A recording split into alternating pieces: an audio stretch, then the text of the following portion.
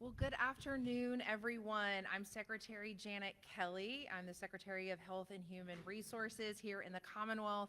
Just want to say thanks for joining us today. You may be surprised that we're still having events, but you have not been listening to the governor if you are, because he is going to work until Saturday at 11:59 to make sure that we take use of every single minute that we have in the Youngkin administration. Thank you so much for joining. With that, let me ask you to stand and join me in welcoming the 74th Governor of the Commonwealth of Virginia, Governor Glenn Youngkin.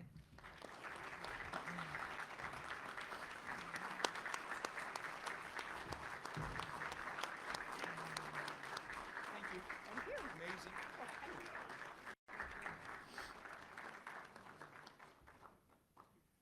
Well, hi, everybody. You may be We're seated. still going. That's right.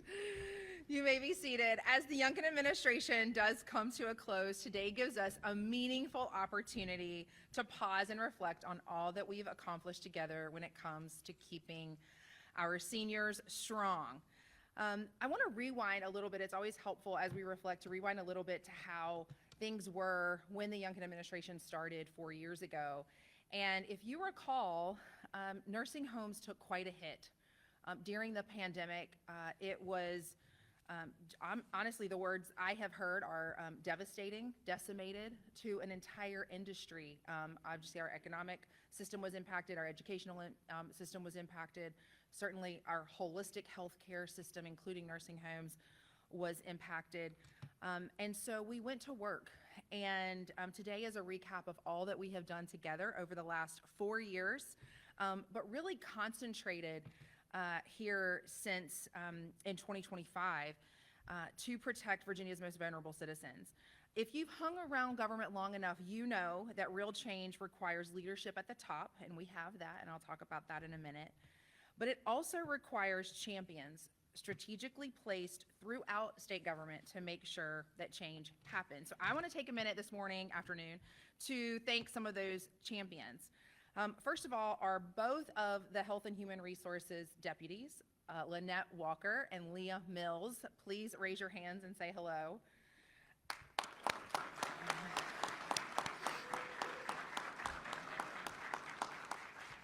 These were the ladies in meetings when we were focusing on other things and really important things: behavioral health, maternal health, child welfare.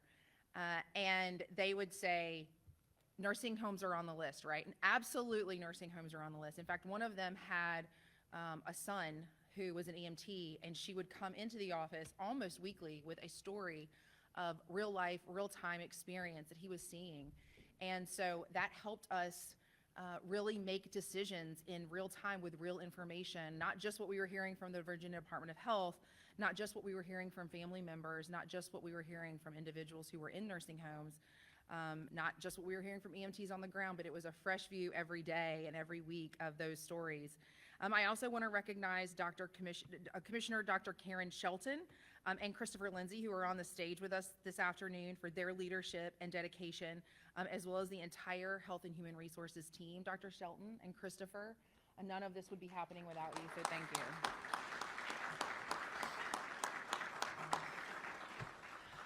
Also grateful to Delegate Mike Cherry. The first time that I visited a nursing home in Virginia as a non-family member with my secretary hat on was with Delegate Cherry, and it is the topic we talk most about, as well as Senator Sturdivant, Delegate Willett, Delegate McQuinn. I can't tell you how many conversations that we've had where they would just pick up the phone and say, I know that you all are working on this. I know that you're working as hard as you can. How can I help? And those are always the calls that you want. And so thank you, Delegate Cherry, for all of your leadership on this. All right, I'm going to go quick through the rest of these. Our Nursing Home Advisory Board members, can you raise your hands, please? Thank you, thank you, thank you. Amazing. Our chairwoman, Karen Kimsey. Karen, thank you so much for all of your leadership. Our long-term care ombudsman who is watching online, Joni Latimer.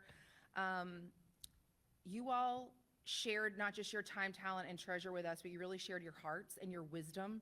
And you can have a lot of people call and tell you certain things, but to tell it in a way that is helpful and useful when you have a lot of other priorities as well is it's a kindness to people in state government that I don't think we use that word often enough, but that's what word comes to mind. So thank you all very much for that. Lastly, none of this champion can work without a leader who is setting the vision, committing the funding, and setting things as priorities. Governor Youngkin, thank you for your persistent leadership to ensure that Virginia's nursing homes function as places of dignity, safety, and healing for the Virginians who depend on them. Thank you for listening to so many stories, for feeling the urgency, and for acting with decisiveness. Thank you.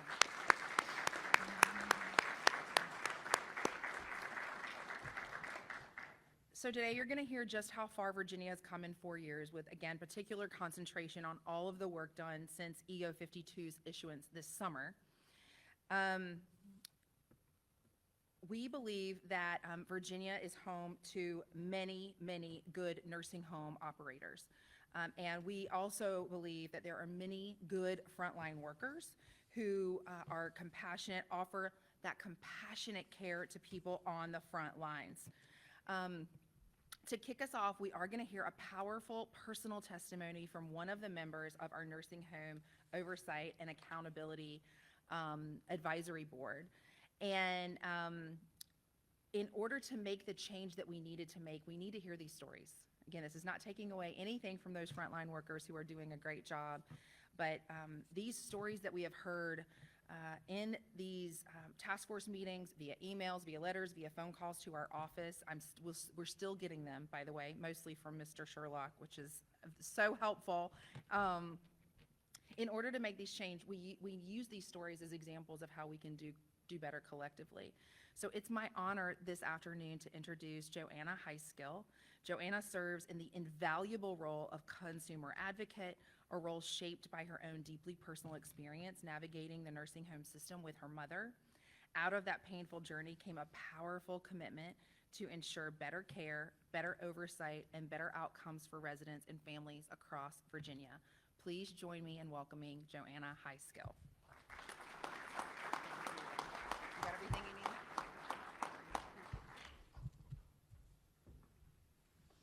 Good afternoon.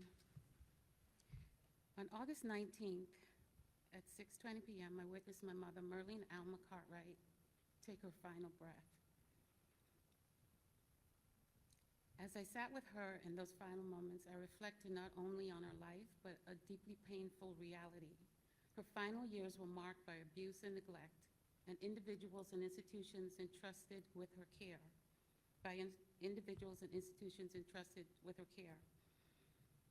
My mother was diagnosed in 2005 with a brain tumor. Her initial surgery was successful, and with therapy and the appropriate support, she recovered well. Shortly thereafter, my father became ill and passed away. The week before his death, we learned that my mother's tumor had returned. She underwent a second surgery 2 weeks later. At this time, her recovery was profoundly different. She became wheelchair-bound and later developed Parkinson's disease, dementia, and seizures. Throughout this period, she lived with me and my family, and I became her primary caregiver. Navigating through what would become a deeply flawed long-term care system, the overwhelm and frustration were indescribable. Eventually, her physician concluded that my mother required 24-hour skilled care in a nursing facility. I relied on that medical guidance. The hospital provided 3 facility options, none of which were highly rated, and informed me that the decision had to be made within 2 days. I believed this placement would be temporary, and I believed she would receive rehabilitation, stabilize, and return home. That was my belief. What occurred instead was sheer horror. Among the issues my mother experienced were the following: withholding of prescription medication for pain, unexplained stitches in the shin of her leg, refusal to provide her doctor-prescribed breathing machine, which was essential for her survival, repeated service of food to which she was allergic, verbal abuse, physical mistreatment by staff, including efforts to prevent her from contacting me, falsifying her records, and ignored calls for assistance, visible bruising to her head, including near the site of prior brain surgeries. I submitted a 10-page formal complaint regarding her care and was informed by the Department of Health that the investigation period could take up to 365 days. One particular day, I called to check on my mother. A nursing supervisor assured me that she was fine and that she had just left her room. However, my mother was not answering her phone.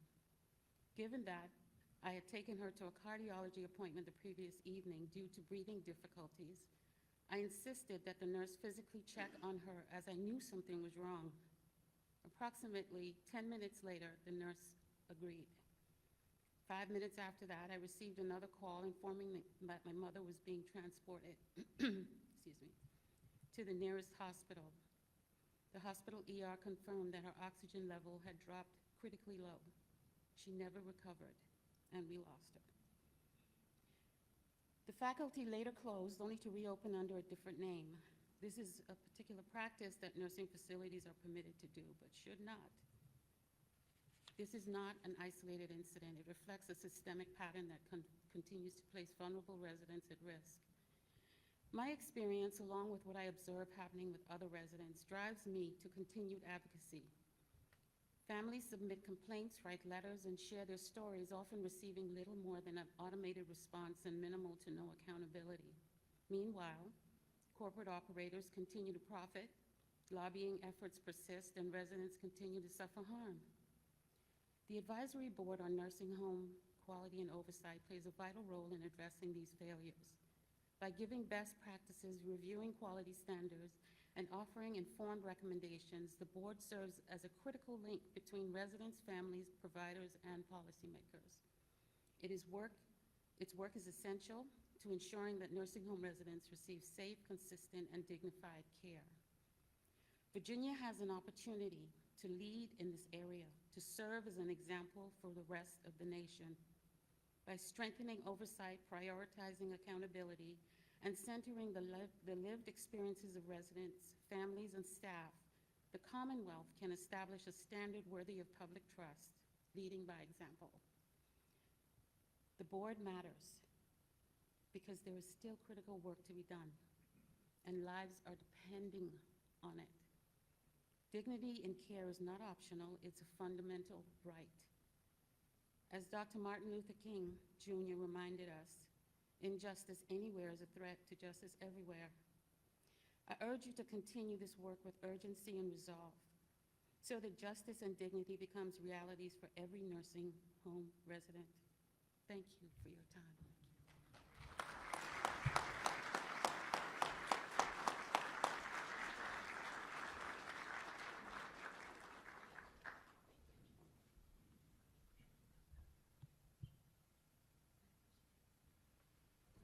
Joanna, your parents are so proud. Thank you so much for sharing your story and for helping us navigate this extremely difficult situation and issue to make sure that we've got dignity and good care in all of our nursing homes. Thank you so much for being here. Our next two speakers, we're going to tag team. We've got the dynamic duo from the Virginia Department of Health, our Commissioner, Dr. Karen Shelton, and our state COO, Christopher Lindsay. And I just want to say again how grateful we are.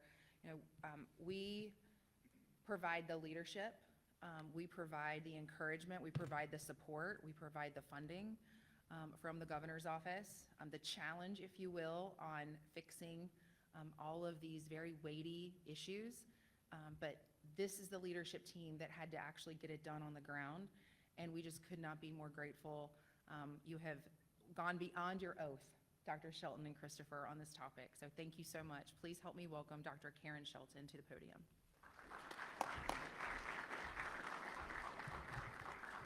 Thank you, Secretary, and thank you, Joanna, for your comments today very much. So good afternoon. As has been said, I'm Dr. Karen Shelton, the State Health Commissioner with the Virginia Department of Health.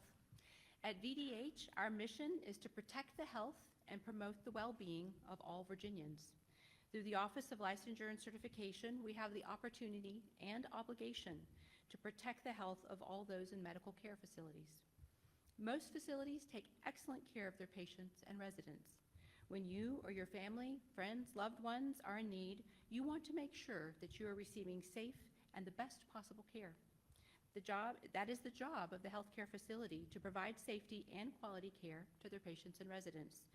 It is the job of the Virginia Department of Health, Office of Licensure and Certification, to assure that the facility is providing best care. As a healthcare provider, I am passionate about helping others achieve their best health. When I talk with our staff at VDH, and especially including the Office of Licensure and Certification, I let them know that whether they are providing administrative support or actually doing field inspections, they are integral in protecting and promoting the health of all Virginians.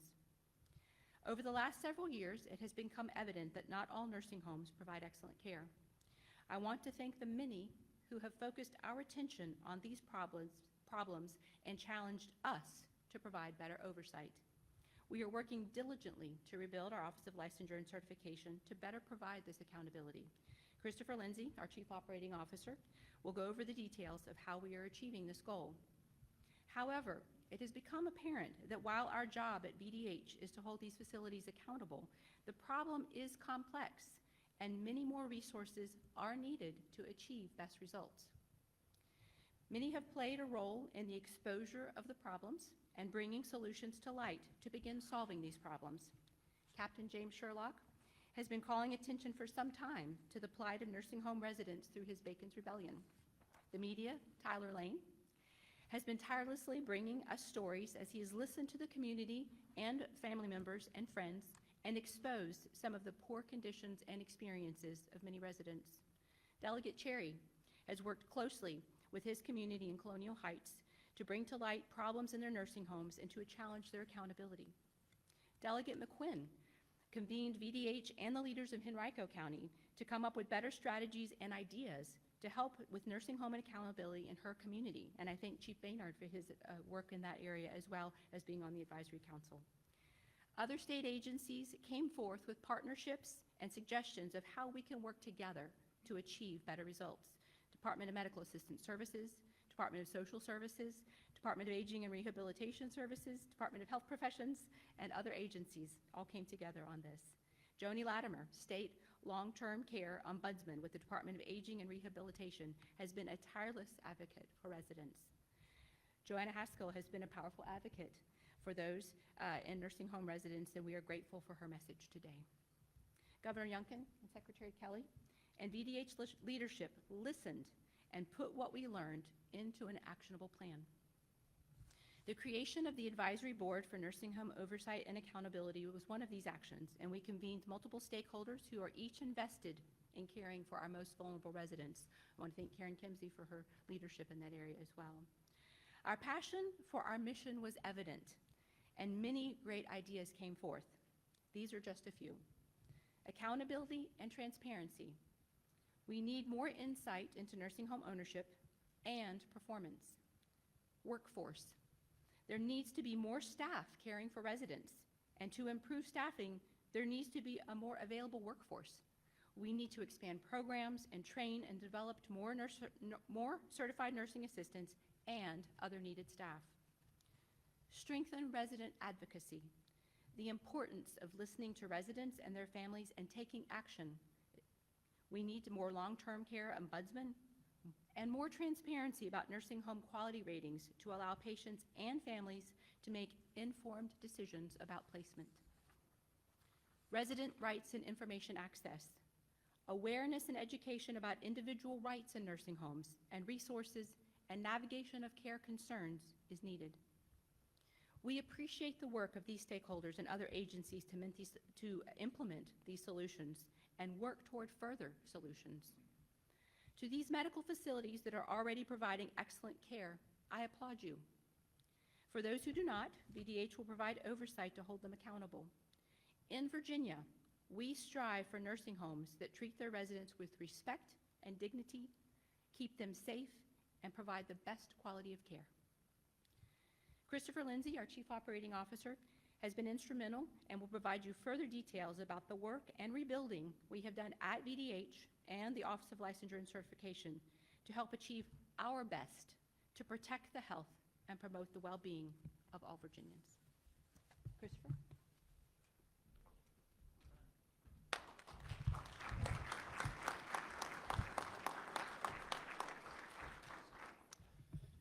you, Dr. Shelton. Good afternoon. I'd also like to start by thanking several key leaders. Secretary Janet Kelly, Deputy Secretary Leah Mills, Deputy Secretary Lynette Walker, and Dr. Karen Shelton. You all have been terrific partners as we've worked to remove barriers in these efforts and have been instrumental in the success. And Governor Youngkin, you literally were at the table when we had the brainstorming session on the strategy, and then Executive Order 52 gave the needed firepower behind our efforts to spur success. I'm Christopher Lindsay, and for the last 3 years, I've had the opportunity to be the inaugural Chief Operating Officer of the Virginia Department of Health. VDH is incredibly unique in state government, and the work that my colleagues do impacts the lives of every single Virginian every single day. From drinking water to death investigations, from EMS to oysters, from maternal health to mass casualty, from immunizations to infectious disease, from breastfeeding to birth certificates. And the list goes on to include the important work that we are gathered here today to discuss, the important work that OLC, the Office of Licensure and Certification, does to assure safe, high-quality care in Virginia's nursing homes and other healthcare settings. The last several years at VDH have been transformative as we have undertaken an effort to rebuild and revitalize the incredibly important administrative functions. And none of the health work that I mentioned could happen if there's not a strong foundation in the offices of human resources and financial management and information technology. The important accomplishments that we are here to celebrate today could not and would not have happened if we did not first take on the task of rebuilding and, in many cases, creating the functions that have improved the business of public health at VDH. 3 years ago, the Office of Financial Management had a vacancy rate near 60%. We went to work to rebuild that office and resulted in all of those positions, with additional ones created, being filled. We created an Office of Grants Administration to oversee the compliant management of the over $2 billion in federal dollars that come through VDH, including the funding from CMS for OLC. We increased an emphasis on the role of IT, with leaders keen to the important use of technology to reduce error, improve efficiency, and create channels for both employees and citizens to better deliver and receive services of VDH. And one of the most important efforts and key to the successes over the last 6 months in OLC, a complete human resources transformation strategy. When Director of Human Resources, Twinkle Oliver, took over this office in October of 2022, she quickly went to work to understand the opportunities of an improved HR strategy. See, in 2022, the vacancy rate across human resources at VDH was near 40%. There was persistent turnover of key leadership and staff positions, processes were inefficient, hiring time was incredibly too long, and the office had a general reputation of just not being helpful. I remember telling Twinkle that just like you must put on your oxygen mask on an airplane before you can help your neighbor, you must first fix HR before you can fix other offices. So we created a strategy based on 3 pillars: people, process, and systems, building HR centers of expertise, concentrating efforts on the offices of most opportunity, streamlining and standardizing processes for hiring, and created for the first time ever at VDH dedicated recruitment teams whose sole role was to concentrate on filling key vacancies. And as a result, all funded HR positions are now filled, a 0% vacancy rate. Time to fill in the agency has significantly decreased, and voluntary turnover in that office has dropped below 10%. Human Resources put on its oxygen mask and was finally in a state this past spring that it could start to look across the agency to provide the right service delivery to other offices that needed it most. So it was in the summer of this past year that we pivoted the attention of these rebuilt administrative offices towards improving the functions of the Office of Licensure and Certification. As has been mentioned, it is the role of nursing home leadership to ensure safe and high-quality care in Virginia's nursing homes, but it's the role of VDH's Office of Licensure and Certification to hold those facilities accountable. Ms. High School, it is this telling of stories such as yours which provide the why behind the work that we're discussing today. And it is our goal through these efforts that no family in Virginia will have to experience what yours did.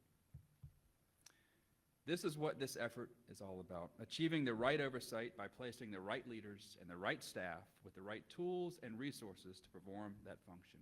What started out as hard conversations in our monthly operating reviews led to successes that we are here to celebrate today.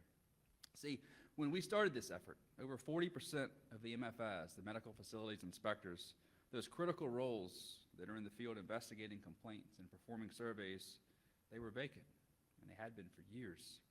So we went to work, placing an HR analyst in the office, creating a dedicated recruiting team at OLC, creating and hiring an HR business partner, and did a complete overhaul of the processes of job posting, candidate screening, and interviewing.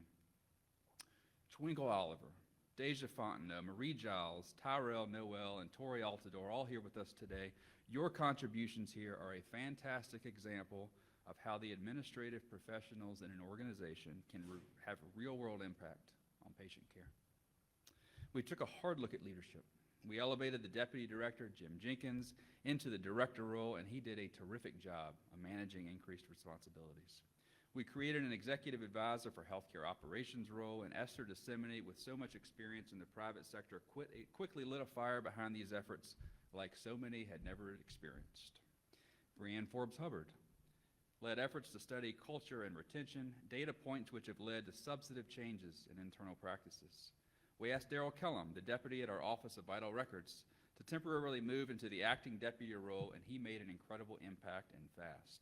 Daryl, along with our IT teams led by Suresh Sundarajan, Armand Latif, Tobin Joseph, and Catesby Beck, conceptualized and built a new complaint portal to give patients, providers, and family members a more efficient method to share complaints with OLC, which includes greater transparency and efficiency in which our teams can investigate them.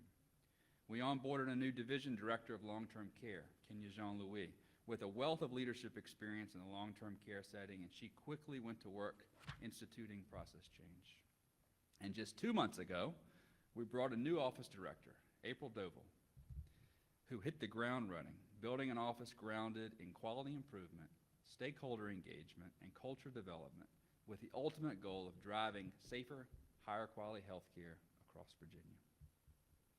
Since the launch of Executive Order 52, we have had an absolute record number of applicants across the spectrum of roles at OLC.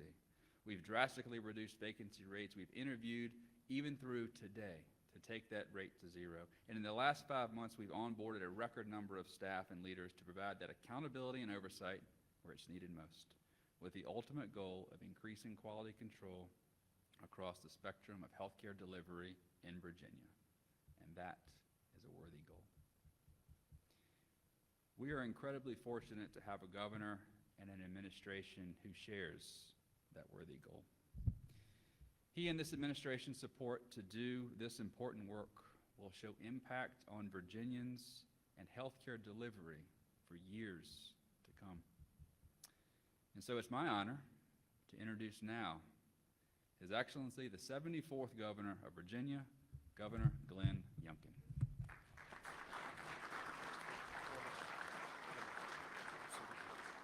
Thank you all. And once again, I just want to welcome you this afternoon to a very important moment.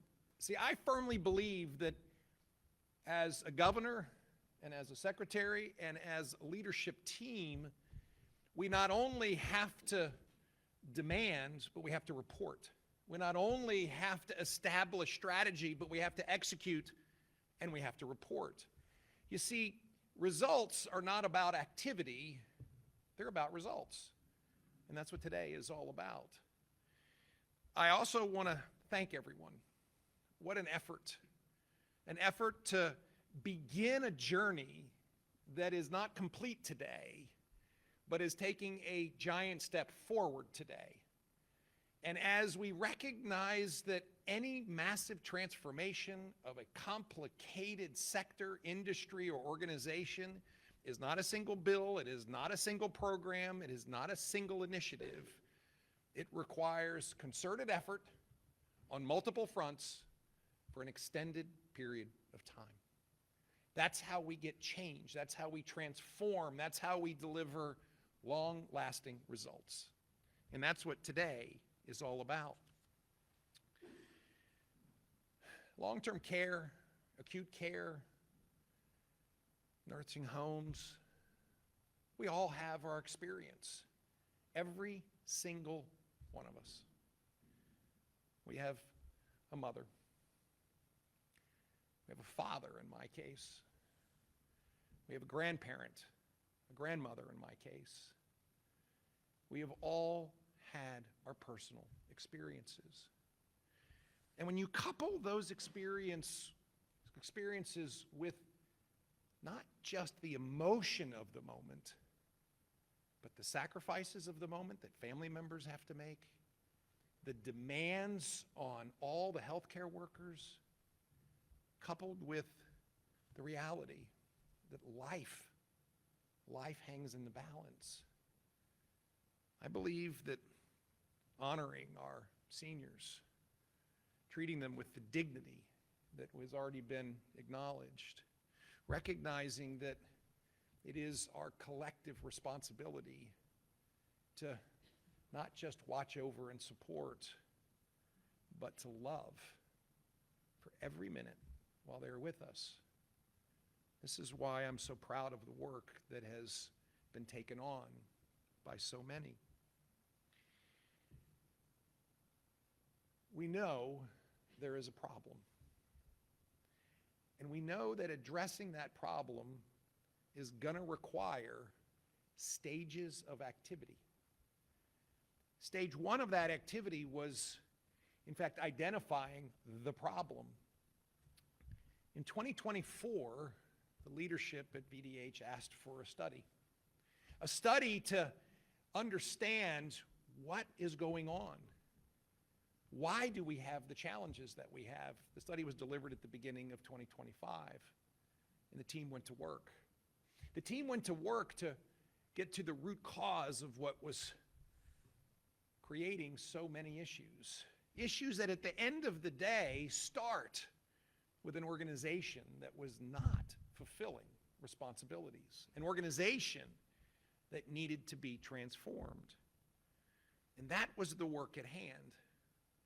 That work at hand, as Christopher just delineated and described, was extensive because the building blocks of a successful organization were not in place. But I know all of us, at the end of the day, simply want accountability, simply want transparency, and simply want to place trust in these long-term care and acute care facilities because we need to be able to place trust.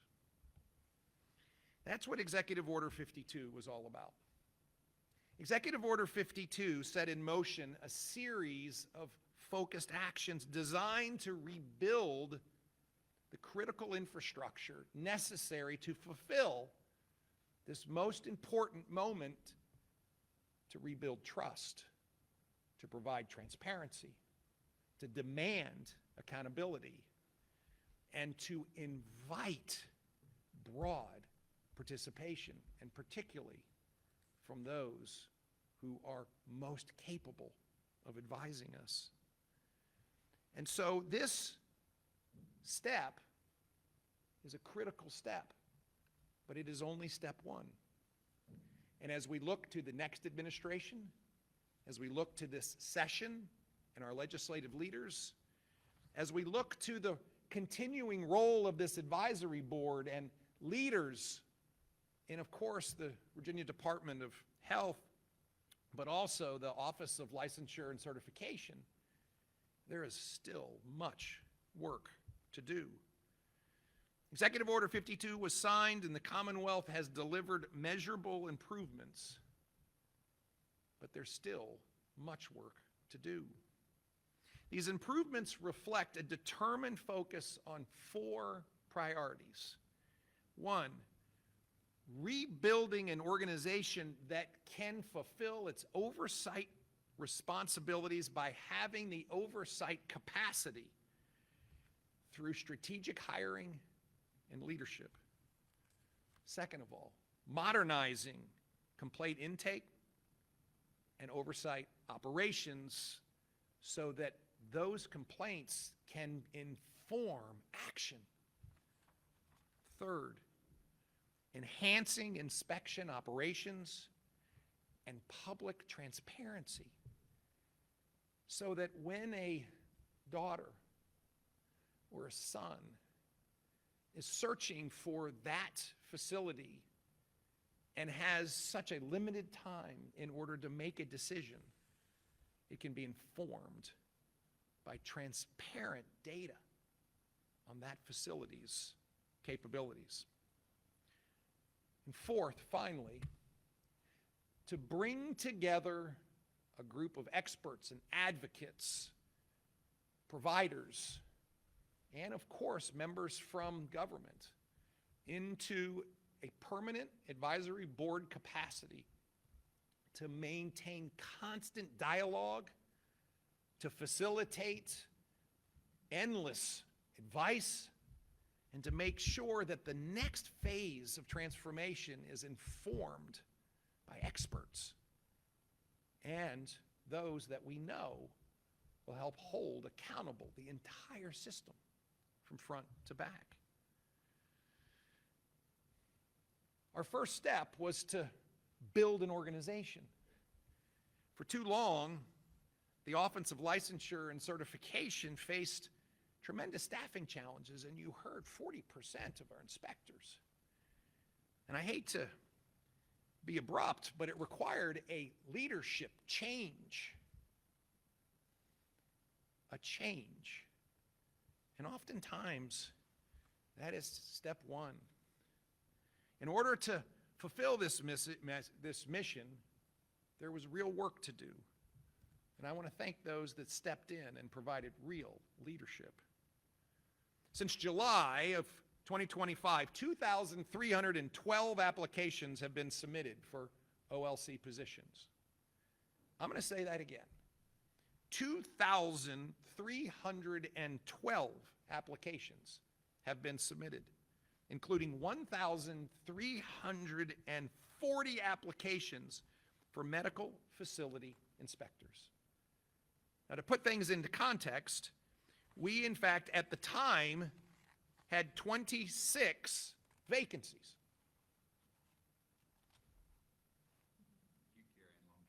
Thank you. 26 vacancies. We had 1,340 applications. My friends, we can find 26 qualified people in 1,300 applicants. However, the system had an indefinite period of time to hire people. You see, they report to me when I go visit, before the changes, we have a 90-day process to fill these jobs. But they weren't getting filled, so it wasn't 90 days, it was indefinite. Because activity does not define results. Are you hiring the people, and how long has it taken you to hire qualified people? Today that number is 58 days. 58 days from the moment an application comes in to the moment that we have someone to hire. My friends, that's extraordinary. Today, we find ourselves with an entirely new organization. Those inspector roles have seen so many applicants. We have seen the vacancy of long-term care inspectors go from over 40% to 6% this past week. And I've just received a promise that by the end of January, we will have made offers to take that number to 0. Where we stood just 6 months ago to where we stand today is an amazing transformation. Between July and December of 2025, 21 medical facility inspector positions that were vacant were filled. 15 inspectors focused on long-term care and 6 in acute care. 40 OLC positions have been filled. 26 medical facility inspectors and 14 additional roles. 14 additional roles to provide the leadership, the infrastructure, the oversight, the field leadership in order to make sure we can do the job. We've added a whole set of capabilities in Northern Virginia that weren't there to begin with. All of this is critically important. We've also stabilized leadership at OLC with a new director, a new long-term care division director. And most importantly, an organization that understands their mission and has the capability of executing it. The dedication that this has taken has been driven through and from an organization that believes in the mission and understands the life and death reality of what they do. And that is part of why this journey has to be a sprint and not a marathon. The workforce improvements have also been supplemented and supported by bipartisan efforts in our legislature.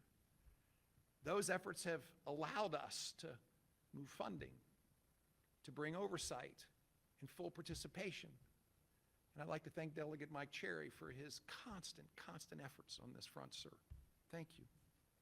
But staffing is not alone, and that's why the Virginia Department of Health launched a new public complaint portal, modernizing how concerns are submitted and tracked and addressed. It improves the triaging, the assignment, the tracking. It supports data analysis. It allows us to see trends, and it continues to accommodate complaints submitted by mail, by phone, in person, I think by carrier pigeon. However you need to complain, we have the ability now to receive it, process it, and react to it. This modernization replaces outdated manual processes and strengthens public trust. I don't know about you, but when I complain, I want someone to acknowledge that I have complained and tell me what they're doing about it. And I will say many times I make a phone call in my personal capacity and say, hi, my name's Glenn, and I have a problem. And when someone doesn't react, I not only get angry, but I lose trust. We have addressed that, and that's why this is so important. We've strengthened the inspection operations, and this is a very, very important part of the progress. We've expanded staffing, we have new supervisory roles, we have regional teams, and this is a huge step to make sure that we are connecting the urgent needs and the routine inspections. Finally, transparency for families has been increased substantially. The public is now clearly directed to federal nursing home quality data, including inspection histories, survey results, and facility performance metrics. You should be able to know what the profile of every single facility that is taking care of your loved ones. That is what accountability and transparency is all about. And finally, our advisory board and the importance of the individuals and the work that you do cannot be overstated. And I know, Karen, we have all thanked you, but I want to help everyone understand what this advisory board was asked to do.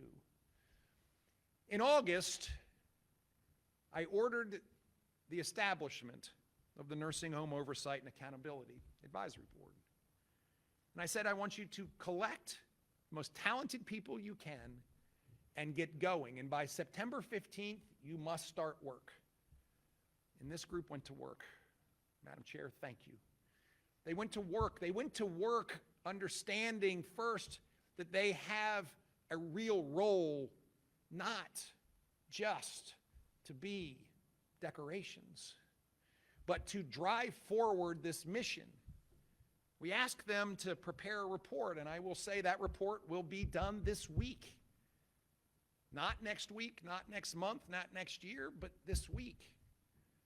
And the amount of work that has been done in a very, very short 4 months is amazing. And so thank you to all of you who care so deeply and are so capable of helping the Commonwealth of Virginia do exactly what we need to do.